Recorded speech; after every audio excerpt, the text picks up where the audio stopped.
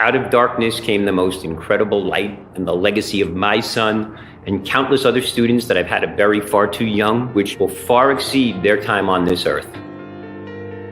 We are the poorest congressional district in America. That's an economic reality. You have 45,000 people living within 8 square blocks of each other, and healthy, fresh food is not available.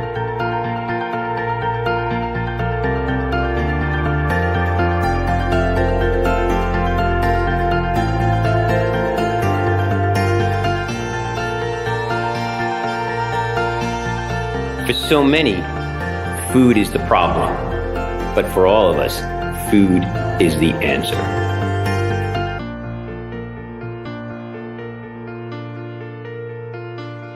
In a 100-year-old building, 4 stories up, I am wrapping schools, teachers, and children around a garden.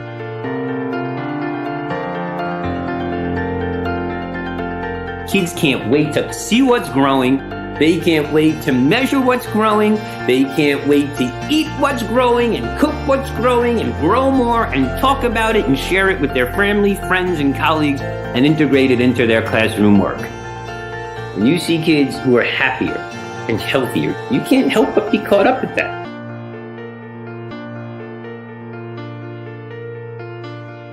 We grow food in school. We track it, we measure it, we date it. And if you expand their palates and their vocabularies, you expand their mind. This work is about giving life, creating life, perpetuating life. We are a whole school approach to education rooted in health, wellness, and mindfulness. The work has definitely evolved, and we are growing something greater. I go from a box to a garden in 45 minutes. My classroom is hosting people from 60 countries around the world, 6 continents. How cool is that? Our grades are up, our attendance is up, our school performance is up. You put a seed in a child's hand and you're promising them that's a plant, and they bet on that. So these children are betting on their future. Of all the plants I've grown, the greatest crop has been my students themselves. That's cool.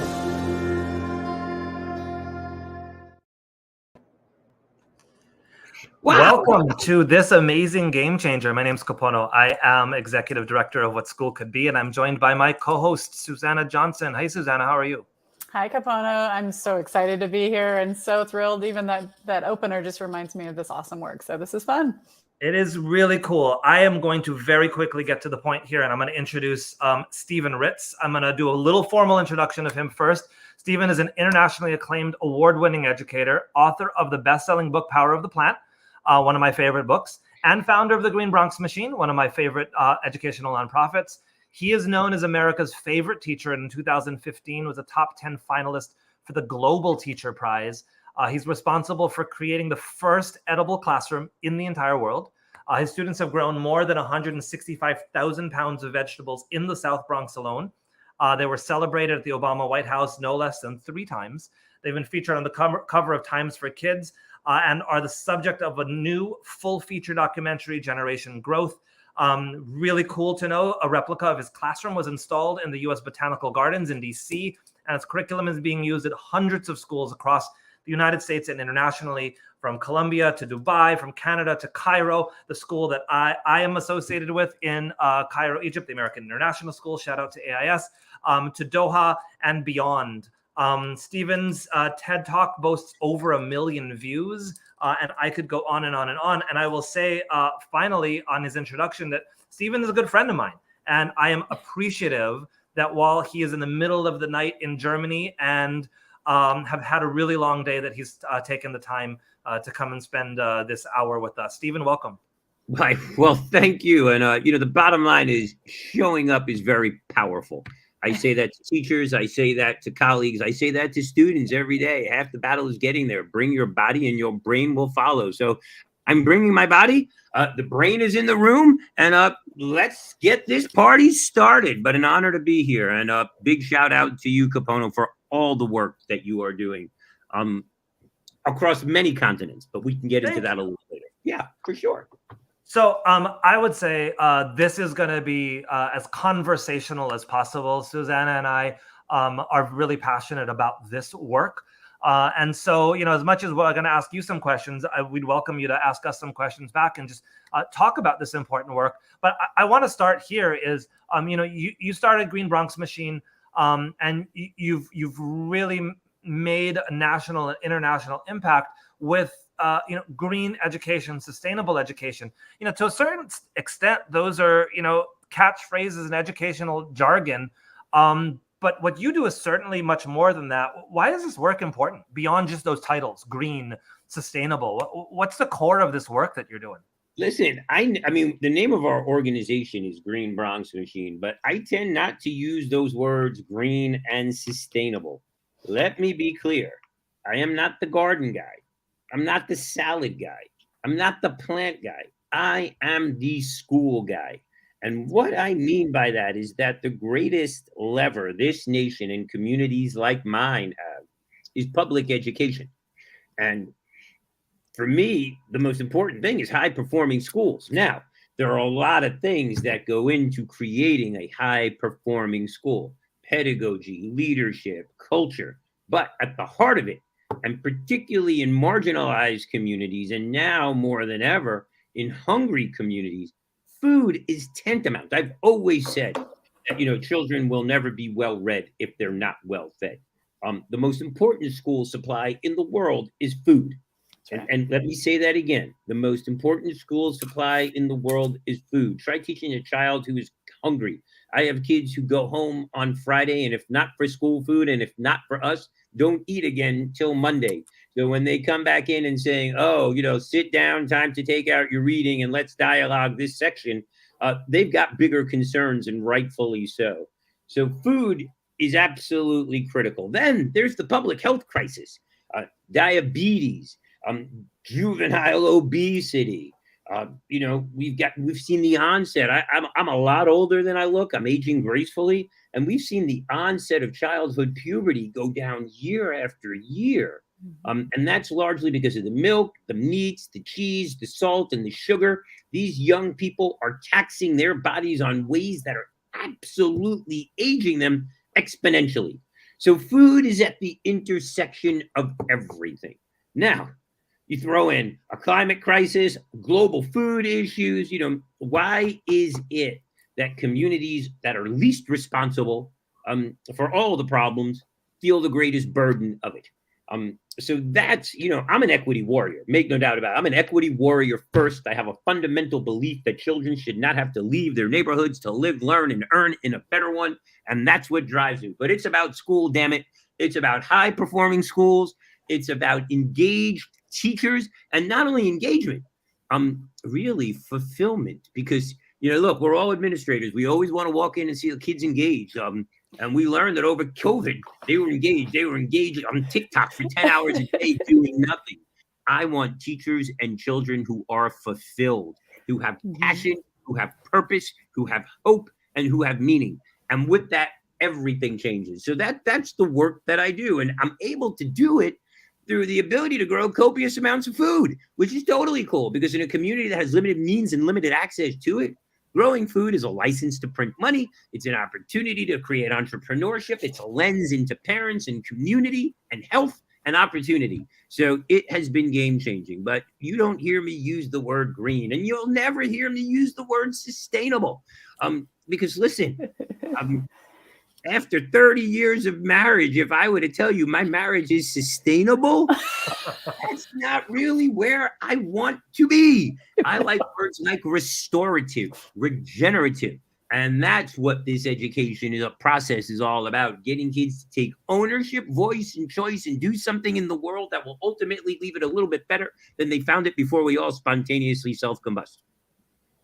I want to draw back to our last game changer. Was our last one, Susanna, when we were talking with Elliot? It's such a time warp. Elliot Washer, one of our previous guests, he's one of my go-to people for things like project-based learning, things like active engaged learning in the classroom. Yet so much of our game changer conversation with him, where you started with health, wellness, and the nutrition crisis for our kids.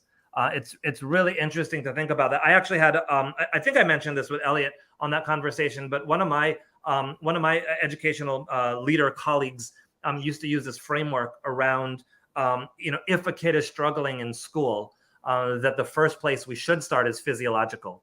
That we need to look at nutrition. Is the kid full? Has he eaten healthy food?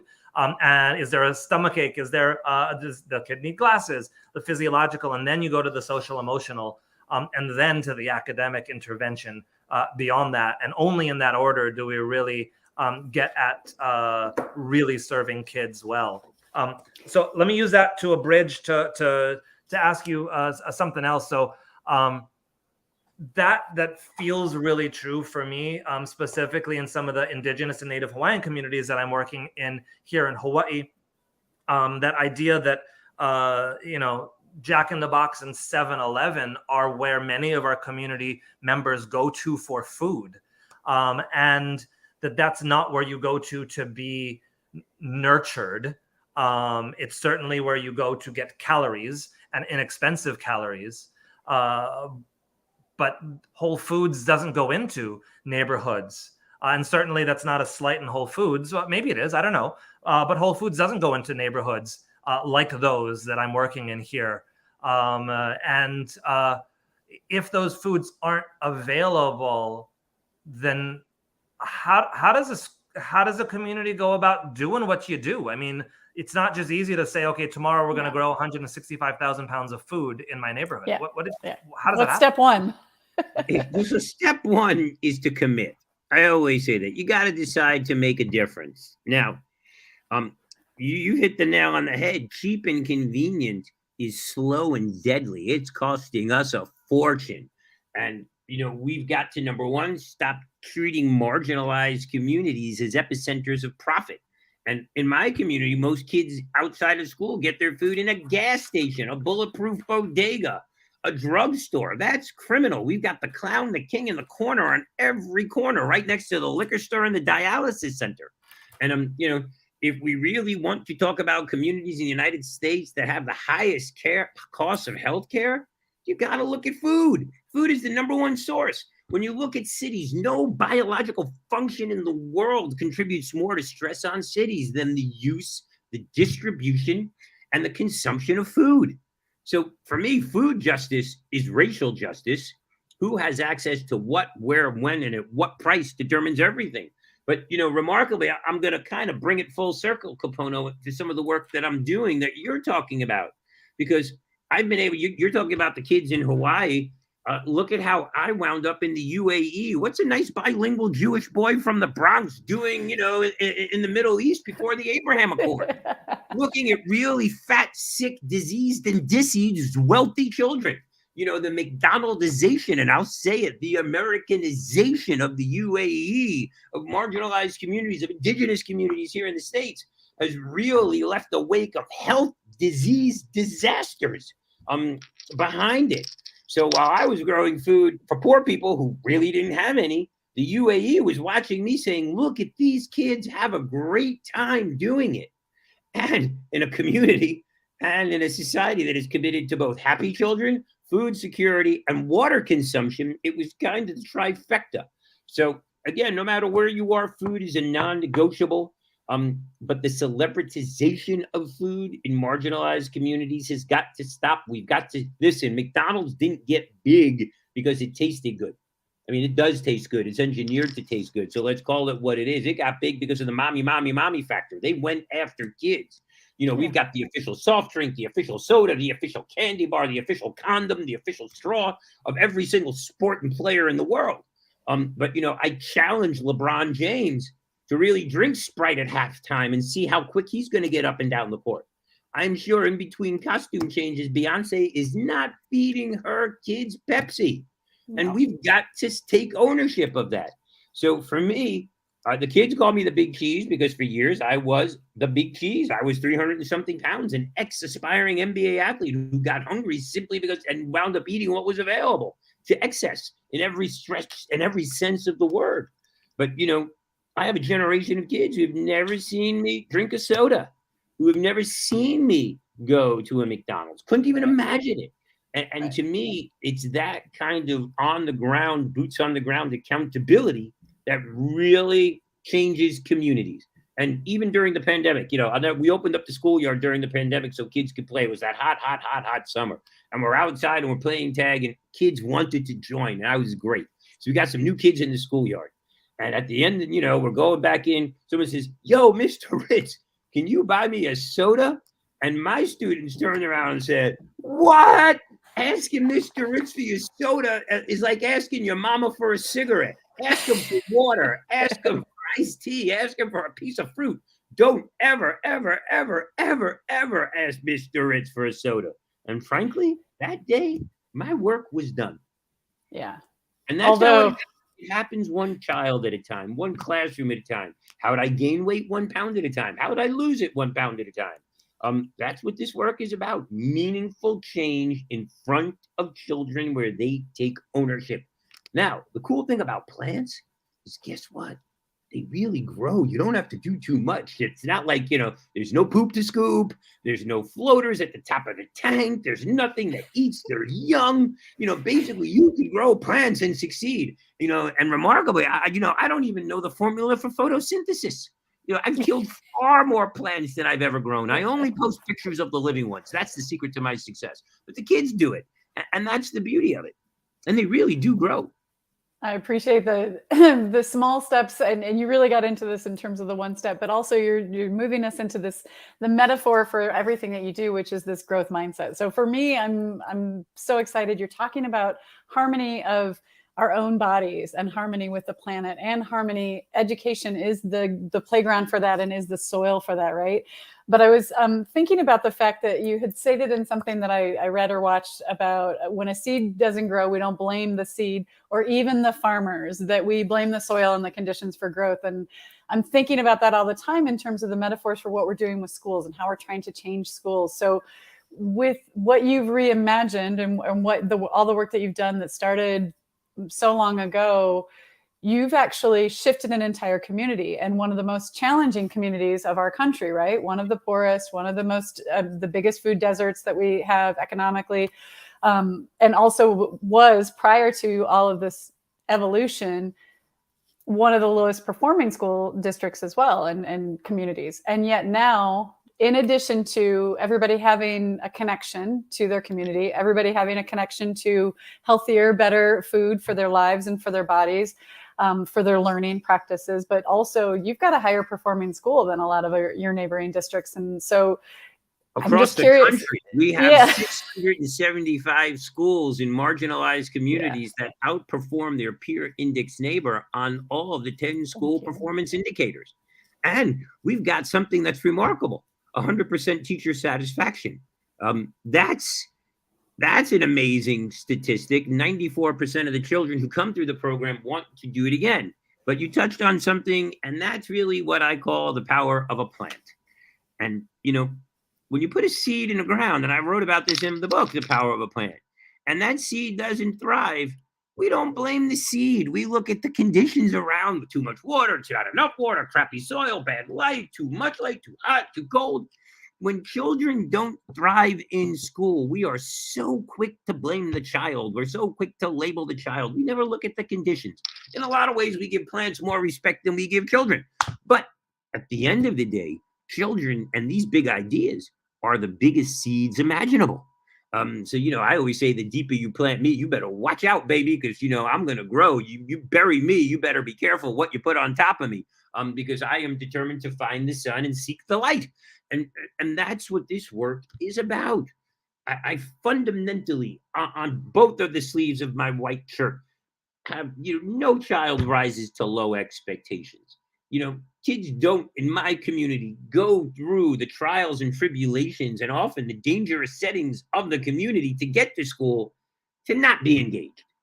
Yes, we've got to send them. Yes, parents push them out the door. Yes, there's a daycare piece involved. There's everything else. But I really believe the children want to thrive, that they really want to be inspired. And growing plants, especially plants that grow quickly, and doing hands-on project-based learning is one of the biggest ways to get sticky experiences. And what do those sticky experiences look like? It looks like something they can take home with them at the end of the day or utilize that period. I mean, telling a kid in a community that has 25% unemployment and only 10% of all parents with a high school diploma that if you come to school for 4 months, you sit there, you do your homework, you play nice, you'll get an A or you'll get a good grade on your report card. Wow. I don't think I'd stick around for 4 months, any of that. But No. you've got to kind of make the cycle of rewards closer and the payoff far greater. And one of the things that I'm most proud of in our community is 2,200 living wage jobs. That's how I cut my chops, is by having credibility in my community. We are a mighty workforce development program in a city that pays millions for people who do 2 or 3% incremental change. So we are the ones we're waiting for. In a community that didn't have a table, we're building our own kitchen and our own farm, and we're making it bigger, rounder, and longer, and inviting everyone to join us. I love that so much. And I also want to just point to the equity factor because of what you're talking about and being where all of these schools are and how they are performing against other ones. We often talk about how challenging it is to work with these communities that have so many difficulties, right? Generational poverty and food deserts and all of that. We talk about how hard that is. But when I think about these changes, I think about how many districts that are in more affluent neighborhoods and higher performing or private schools, and how they say, oh, we can't change because it's too hard to make these changes, or our communities or our families don't want it. And so what would be the thing that you would say to them? Because my answer is simply, duh, look at what's happened with Green Bronx Machine, as well as all of these other amazing schools all over the world, and how much that has changed stuff. But how do you get some of these mindsets to shift around it, to bring the community on board, to say, we're going to trust you to do something as radical as, grow food, and make your kids healthier and make kids more engaged. We're going to trust you to do that because we know for sure it's going to have a good outcome. How do you talk to them with that? Or how can we give them some advice? Use this amazing word. It's called evolution. People evolve. I jokingly say on the evolutionary chart of man, I'm just trying to get closer to the right side from the left and hoping my knuckles don't scrape the ground in the process. But I think nothing changes if nothing changes. And more often than not, listen, I was a dean of students for years. And you could go in and into a disruptive class or get involved with the kids in conflict. And the first thing you want to do is what happened? And everyone starts the blame game. I don't like the blame game. The blame game gets me nowhere. I'm still in therapy. It hasn't worked. So the blame game, I don't play that. I play the how do we get to better game. So the first thing, I'll walk into a crazy situation in school back then. And understand, I worked in a school that had 256 felonies. We were pulling guns and knives and weapons off kids. We had 18 police officers in this school, 48 school safety agents, a $2 million a year budget dedicated to security with a 17% graduation rate. So to me, that's just the epitome of dysfunction. And you could go in there and say, it's your fault and I'm going to be you. But how do you get to better? So you ask these open-ended questions. Who's hungry? Everybody's hungry. What do you eat for breakfast? And more often than not, it was crap or no breakfast. So you invite these opposing forces to come in and share a meal. Now, back then, for me, it was pizza and cheap food because that's what I knew and that was available. But that's how you develop a culture where you come around the table instead of putting up bigger walls in every sense of the word. So, I invite people, listen, my favorite toy as a child were my friends. Because we were all poor and no one had anything. So we had kids with unique talents. And I think that's what makes the world special, is embracing every child's unique talent, every child's unique voice, and welcoming that at a table that is going to collectively make our whole experience better. Or if not better, at least for the moment, more tolerable, because intolerable is unacceptable. Hey, you kind of pushed into it here around, definitely around how we get to better. A lot of the context in which we've been talking about so far is a context of challenge, and it certainly is a reality, and it certainly is the nutrient deficit metaphorical soil that we've put out there as as a context for our school system, for all of us, that's the context we work in. So I'm glad we're addressing it. Beyond that, I've seen you work with kids, and I have not felt kids experience that deficit. I have not felt kids experience, holy crap, this is 17% graduation rate. Holy crap, you don't have nutrition. I've seen you work with kids, and I've seen kids only experience an asset-based lens. What do you do? I mean, so you definitely asked the question, how do we get to better? But what's in this green, sustainable plant seed growing thing that's so special that when I watch you work, I only see kids see possibility and hope and positive? Well, I'm a big kid too. I mean, I eat lots of vegetables and I don't pass gas in class. So there's that piece to it, which helps. But I think that there's a secret to the sauce. And let me be clear, this work is hard. It is really hard. Even in great schools, the work is hard. You've got kids of privilege whose parents could, afford to hire me as a housekeeper. So I've been in those scenarios too. And this work requires courage.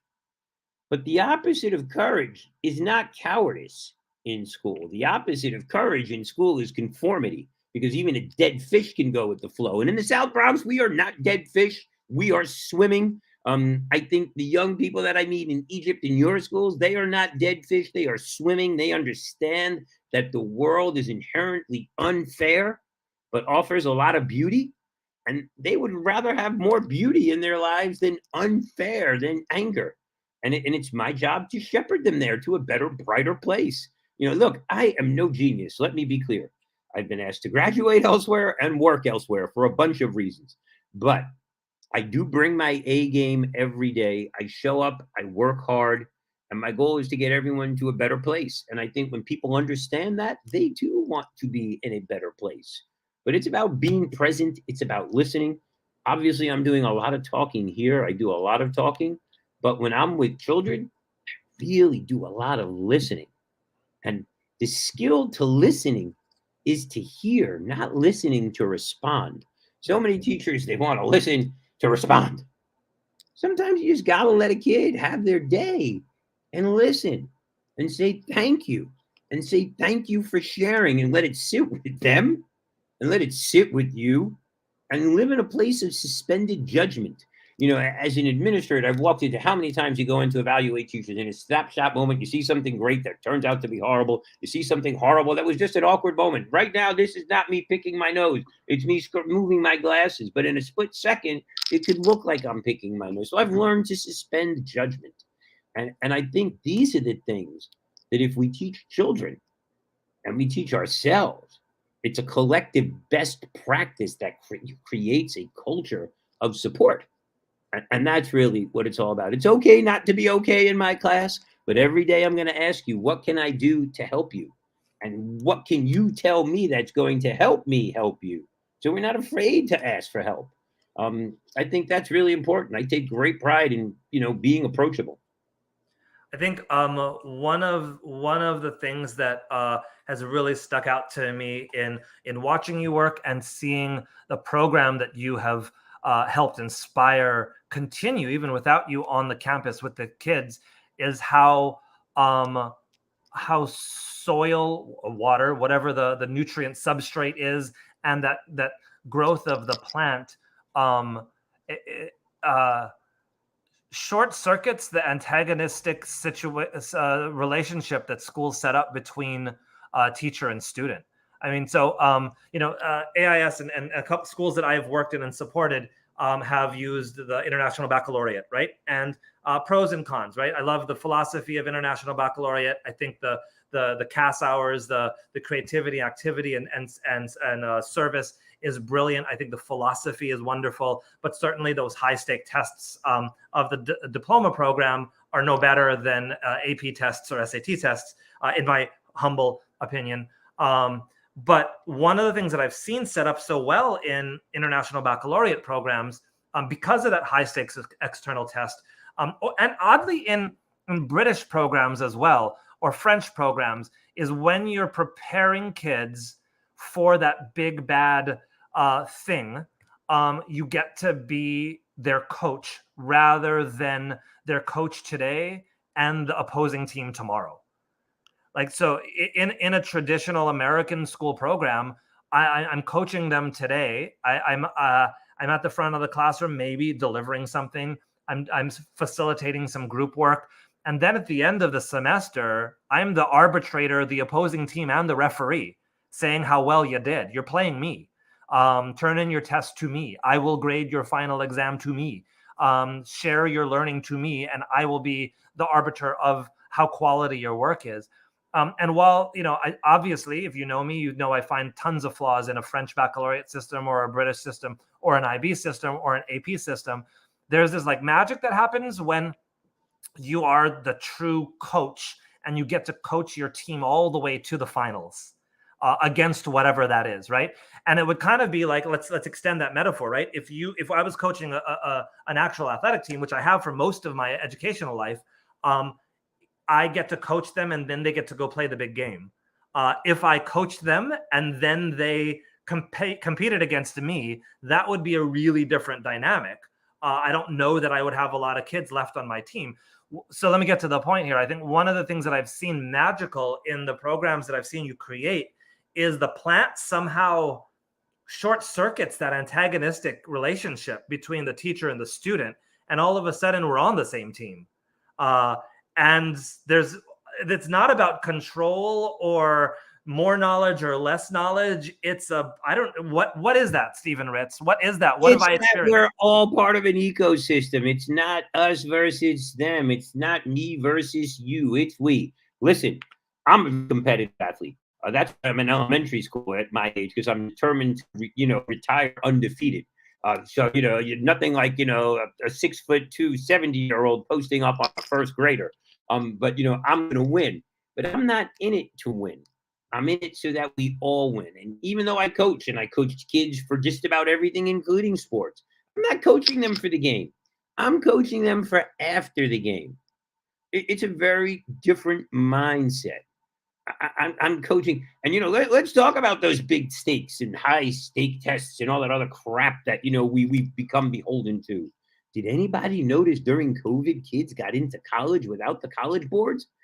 Or am I the only one who happened to notice that rich kids still got into school and poor kids were able to get into school? And then let's talk about something else for kids who had access to the internet. Wow, they were able to set their own background. They were able to come to class when they wanted to, turn in work at their own schedule. And for kids who had the support and felt it, they were able to do it. Holy crap, that's enough to make my teacher organization card on my Delaney book spontaneously self-combust. What about my cheating seating chart, man?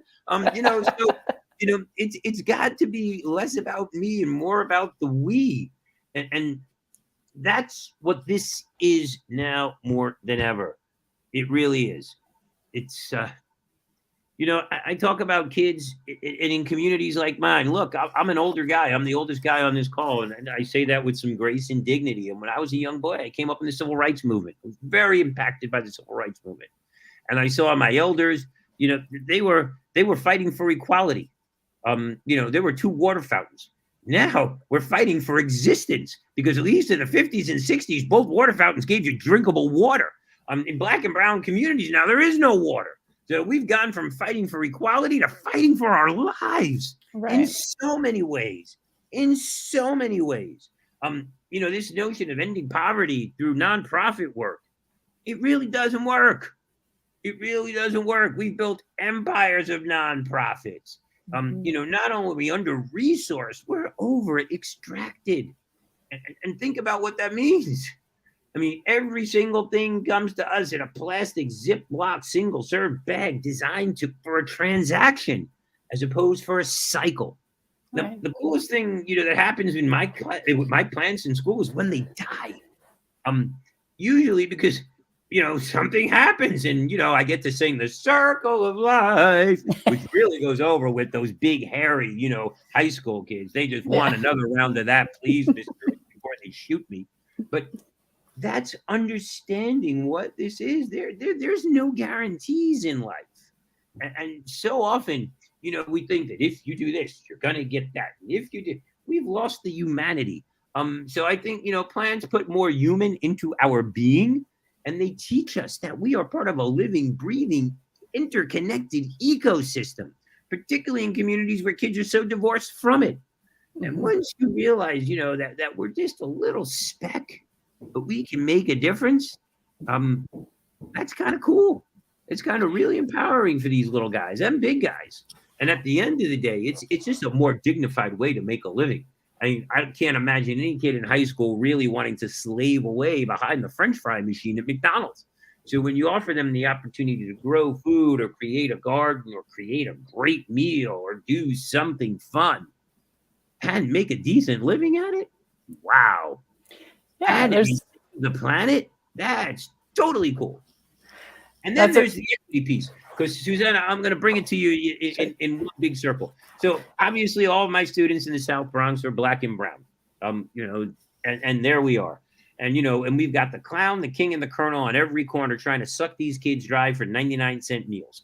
And we built that, and all of a sudden we got a new Wendy's. It was the Taj Mahal of Wendy's, man, right in the middle of the South Bronx. This big red glittering Superdome of hamburgerdom, and a cute girl with dimples in the windows, and 99-cent Frosties. And we have been working with kids to teach them about growing tomatoes. And if you weren't aware, Wendy's refused to pay the tomato farmers 1 penny more per pound for the tomatoes. And the kids got so upset with that, because first of all, a penny isn't a lot of money, but it was so hard for them to grow tomatoes in class and, to pollinate them and they wouldn't pay a penny more. So the kids were like, that's not fair. And as a parent, often we don't want to hear that's not fair because it's my house, my rules. As a teacher, my name's on the door. I'm on the program, not you. But when I hear that's not fair in my classroom, that is a call to action. That is like, dun, dun, dun, dun, dun, dun. That's like the Rocky theme song for me. And I'm like, well, that's not fair. What are you going to do about it? So our kids have been boycotting Wendy's. When they saw that the Black and brown people who looked like their aunts and grandparents and uncles and brothers and siblings weren't getting a raise, they decided they weren't going to eat it at Wendy's anymore. And, and that was a moral victory on so many levels, because every time I keep one of those burgers out of their belly, I'm doing them a favor, the planet a favor, the world a favor. And we're teaching children that their voice matters, that you vote with your mouth, you vote with your fork, you vote with your wallet. You don't have to give it away on some endless social media. I don't care in my class who the Kardashians are dating. That's not a subject of discussion in my class. It is absolutely irrelevant to me. But we want to talk politics. Let's get involved. Let's get involved. And we're registering kids who register their parents and grandparents to vote. And it's about participatory democracy. And for me, that's what this is about: participatory democracy. And it starts with kids and it starts with voice, but it also involves some respect and dignity and rules, for sure. My classes can be a little chaotic. They could be a little loud. They could kind of look like an amoeba. There's a nucleus. There's a vacuole. There's a cell wall. They're not always in the same place at the same time, and they're constantly, morphing, searching for food, ingesting and excreting too, I might say. But that's part of the process. It shouldn't be. Schools should no longer be neat ordered rows. Agreed. You don't need me for content. There's YouTube, there's Google, there's That's everything else for that. You need me to make sure everyone's playing nice and that we can figure it all out and get to a better place at the end. And that even if you lose, you could still win. And that there's always a tomorrow. I love that. And all of this comes back around to, you're preaching to the choir with me for sure, in terms of this, things being chaotic. That's how engagement is happening.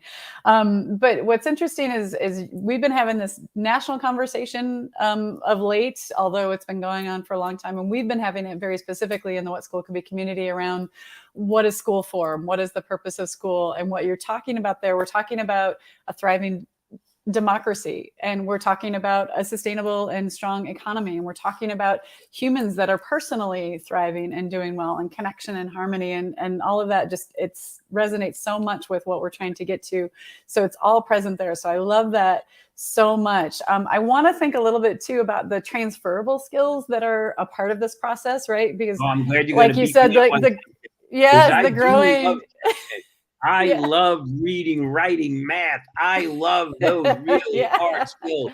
Don't Well, send yeah. me an emoji letter. Don't send me a text message letter. You're going to see my big green pen turn into red. Excuse me 1 second. Hello? Yeah. Yes, I'll be downstairs. I'm on the phone right now. I promise I'll call you back. Yes, I know. I know you're downstairs. I promise I'll come. Just wait. Okay, thank you. Goodbye. Sorry about that.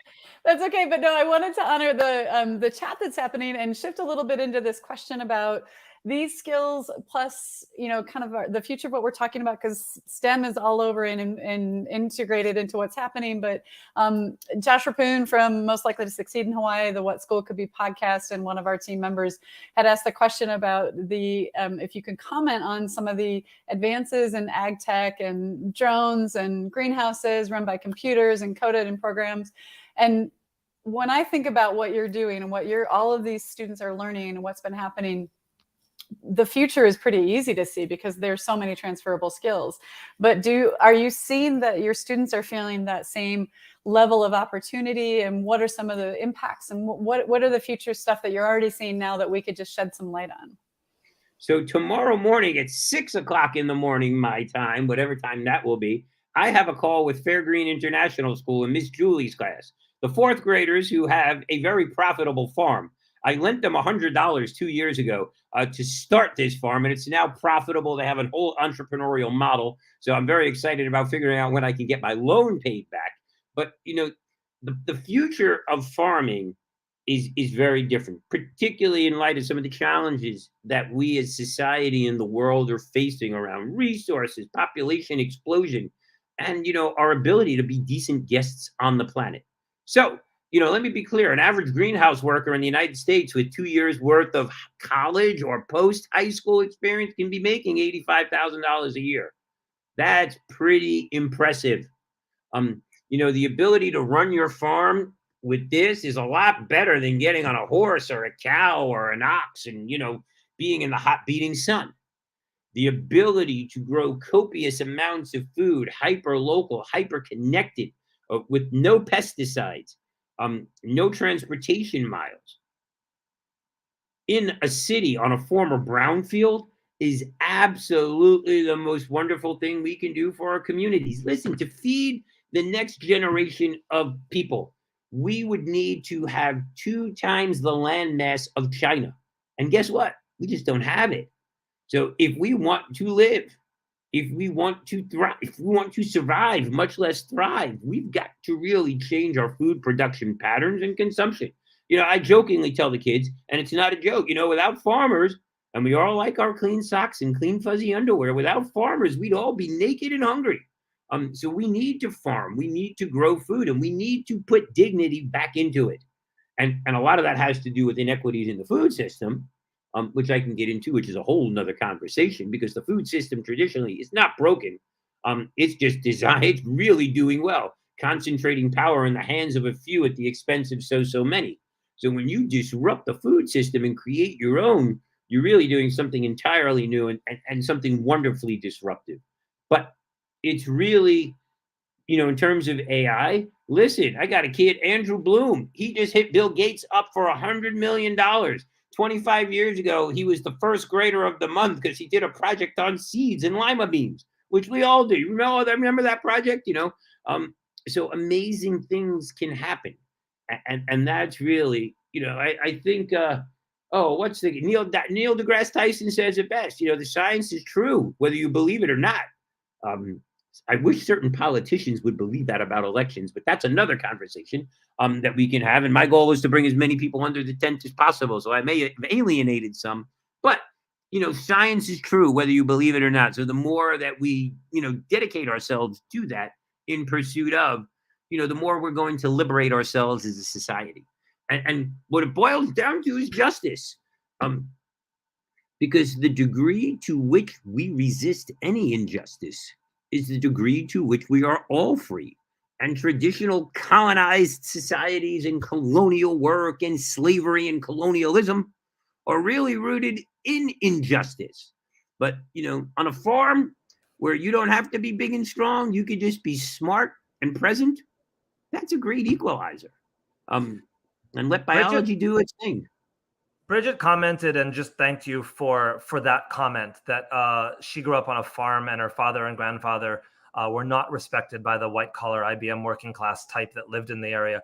I was just talking to a friend of What School Could Be, Jennifer Chase, who leads the What School Could Be Maine group in our online community and does a lot of work up in Maine, which is a very rural state. And actually, yesterday I had a conversation with a complex area superintendent here in Hawaii that has two very small schools. One that's actually near and dear to our team member, Josh Rapoon, who's logged on as Most Likely to Succeed Hawaii on the chat right now, Waiahole Elementary, and then also another school, Ka'ava Elementary.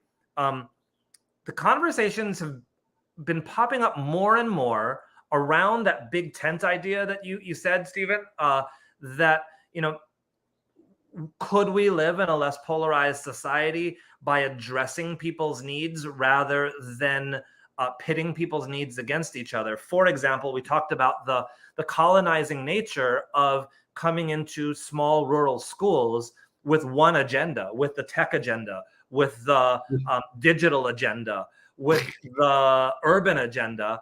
And what does it feel like if I am from a rural community? Are you coming in and is your educational agenda supporting my community thriving, my family thriving, me on my land thriving, me and my way of life thriving, even if it means, is it supporting that, or is it supporting what I feel and perceive and actually is the decimation of my community for 100%. The benefit of an urban society? We were talking about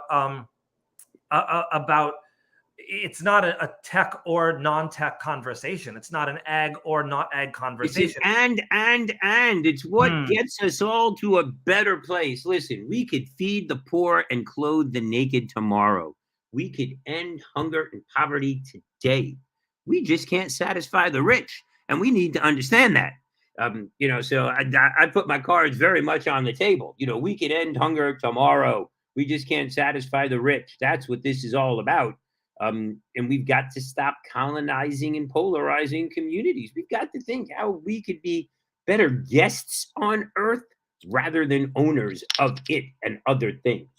And, part of what I think I do really well with kids, particularly your schools, listen, I'm nothing more than a kind of fly-by-night visitor, is that I teach them that we don't own things. They own us. I kind of come in with a spirit.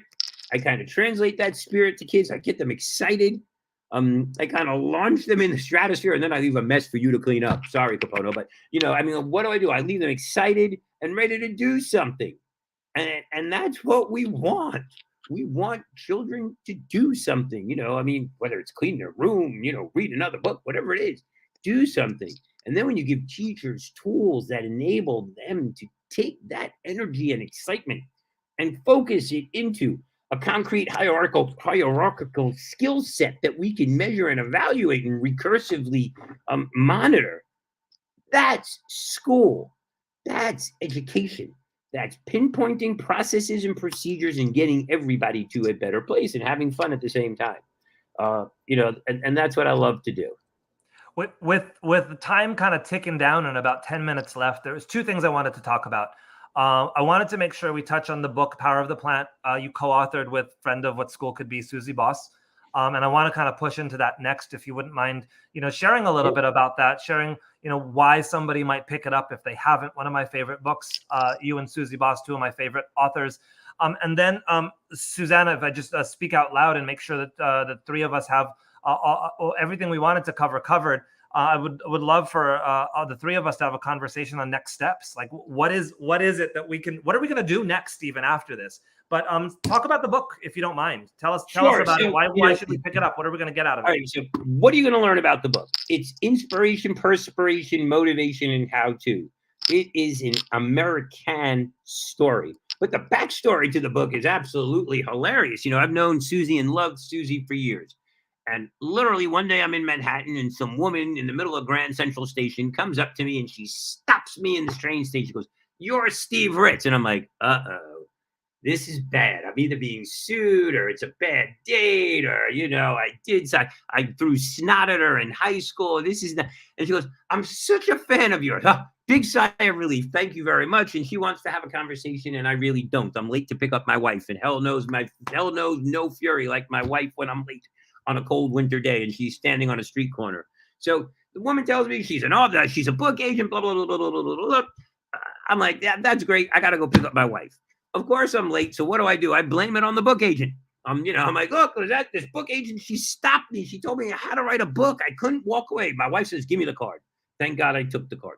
I give my wife the card. My wife looks her up. Turns out this woman has 29 New York Times bestsellers to her name. I'm thinking, maybe I should call Crazy Lady. So I get on the phone. I call Crazy Lady. Hey, Crazy Lady, it's me, Stephen. I'm so glad you called. What do I got to do to write this book? Sounds like a great idea. She goes, well, can you give me an outline in 30 days? I had that outline done overnight. And in 30 days, we had a book offer from every single publishing house in the country. And then I had to figure out how to write a book because I had no idea how to write a book. So that's a really good project-based learning endeavor. Call my buddy, Susie Boss. And, this is back in the days where, literally, I will tell you, I don't know how to use, what's that thing? The manuscript thing, text something. What you guys know? You write books. Capono, you're a better author than me. What's that thing called? The manuscript thing. Track changes. I didn't know how to write track changes. I was sending her books in my AOL account. I was sending her text messages.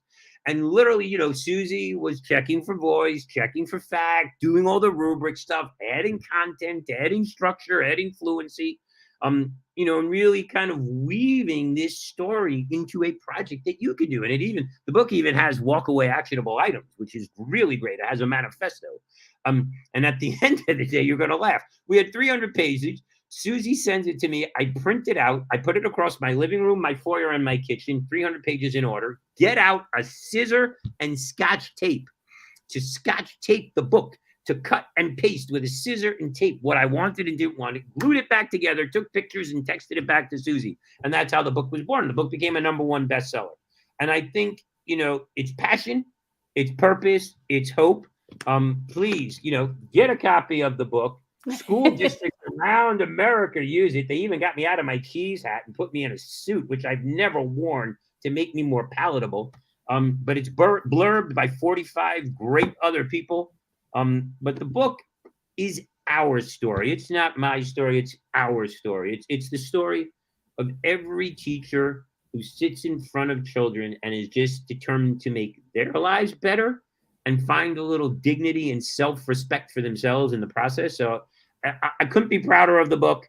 I have a couple of more books planned, one of them including a tell-all, more to come on that. But 100% of the proceeds support the program. You buy this book, kids get to eat, we get to do cool things. So it's a very recursive cycle. And get out and check out the book. And Susie has a great bunch of books. And Capono, you're writing a great book. You just written a great book. So tell us a little bit about yours. Oh, you're so kind. Landscape Model of Learning is out now with my co-author, Jennifer Klein, who is also Susie Boss, the connected star between many of us. Yes. If y'all don't know Susie Boss and you're listening, and you definitely got to check out her work. She's just been such an amazing educator and connector of minds and thoughts. Really appreciate her. Process, man. Susie's about process. Yeah. The amazing thing is, what is she? All of 4'8" and 90 pounds. I know. Yeah, she's really small. Comes to the middle of the South Bronx, swinging a big pen and a heavy notebook, and she really gets down, and the kids love her. So she does. Yeah. The overlap between Power of the Plan and Landscape Model of Learning would be the landscape and ecosystem metaphor, and certainly that idea that is put forth by so many amazing educators, and including What School Could Be co-founder Ken Robinson. The idea that it is the soil that we nurture, the conditions that we put in place to grow students. That this is much more like gardening than it is carpentry. Is definitely a shared thesis between both of those books. Susanna, why don't I throw it to you for a push into what do we do next? Yeah, that's all I wanted to do. Is I was going to cut you guys off at the minute here, but to say this is the thing that is always, we come around to this point in the conversation, we're all excited, we're all inspired, we're all there. And I want to be that voice of every educator saying, step one, buy the books. Yeah, for sure. Definitely buy Power of the Plant, buy Landscape of Learning, buy Susie's books, making the success, the model for success. So buy the books for sure. But then what? How do we move into that next step? And what do educators do? What's the small step that somebody could take right now beyond gathering this resource and paying attention to your work a little bit more? So no one can do everything, but everyone can do something. And you don't have to be great to start, but you have to start in order to be great. So I'm going to hit you with a commandment. Number one, do something today that you and your future self will thank you for. Number two, be kind to yourself, to another person, and to the planet, and you'll be amazed what happens. Number three, we have great curriculum. Our Green Bronx Machine curriculum is used around the world, so you can order your curriculum from us as well, including a garden. It is no annual fees, no tiered subscription. Is it a one-time, lifetime site license with unlimited professional development? And you can do something on a daily basis. Listen, love yourself a little better. And if COVID hasn't taught us to call our parents, to tell our children we love them, and to take time to look up and see the sun, I don't know what else to tell you. Put the screens down, fall in love, get out there and make epic happen, hold hands, be a better partner, a better husband, a better wife, a better spouse. These are the things that we can do immediately. And you'd be amazed when you feel better, your kids feel better. And when your kids feel better, you feel better. It's kind of like, that interconnected ecosystem. Put a plant in your classroom, and stay connected. The beauty of social media for good is that, you don't have to send me cat GIF videos. You can ask me a real meaningful question and I'll get back to you. The beauty is we can connect our classes. I'm online connecting kids around the world. I'll be on with Dubai at 6 a.m. Before doing, and that's, we have the ability and the capacity to really reimagine everything that we do in a holistic and compassionate way. So let compassion be the new curriculum. Let empathy be your North Star. And remember, education, not asphyxiation. Breathe life and oxygen into everything that you do, and you'll have a much better life, and your kids will too. Well, I don't know that we could end on a more positive note than that. I'd like to share with you some of the upcoming game changers that I can only imagine will be hopefully close to as inspiring as this one. We're going to thank Stephen Ritz. I know these guys. You do know these guys. Yes. I want to point out Bob Lenz coming out on October 5th. Ted Dintersmith and I will be hosting that conversation.